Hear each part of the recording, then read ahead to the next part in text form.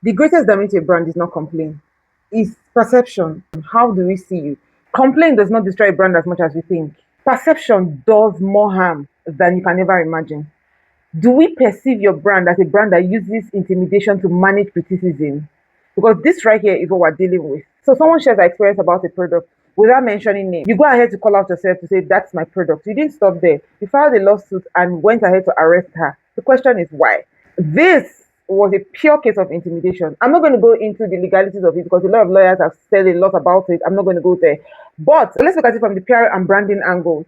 When someone makes a complaint about your product, the first line of action is not intimidation. The first line of action is investigation. You knew how to reach out to her. She wasn't far fetched, so you could reach out to her very easily. Why didn't you reach out to her to say, "Can I see that product? Is it mine? What went wrong?" She claimed that, oh, her product meets standards. She has been in business for the past 20 years. If you're very sure that your product is safe and meets health standards, then you should be concerned about what that person is holding. What you could have done very simply was to say, "Oh, can I have a piece of that product?" So that you will take it back to your facility to investigate it. What batch was this? What was wrong with it? Is somebody impersonating my product?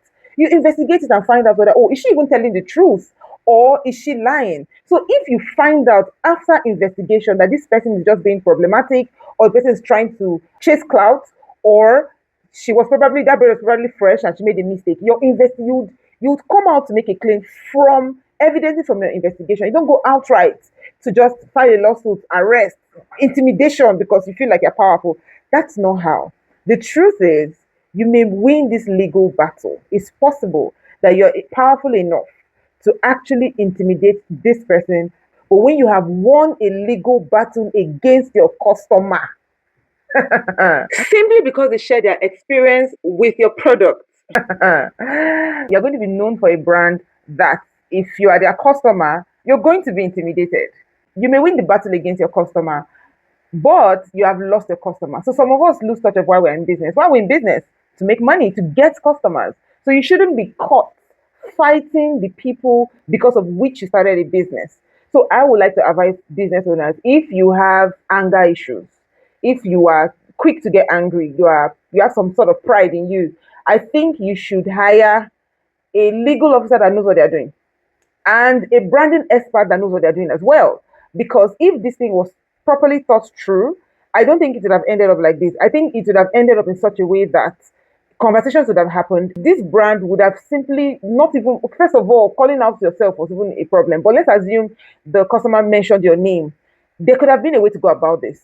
There are people who have complained, serious complaint about brands. These brands have come out to give a shabby apology, very shabby. But life goes on because an apology was made either ways.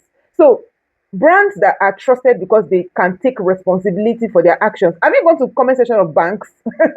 People are always calling out banks. Banks, nobody has gone to the bank and was arrested because you went to the comment section of our bank to go and do this. So yeah, no, the bank will always respond. You see the arrest, they're also response. We're so sorry for your experience. Kindly, DM us so that we can resolve it. That's how it works.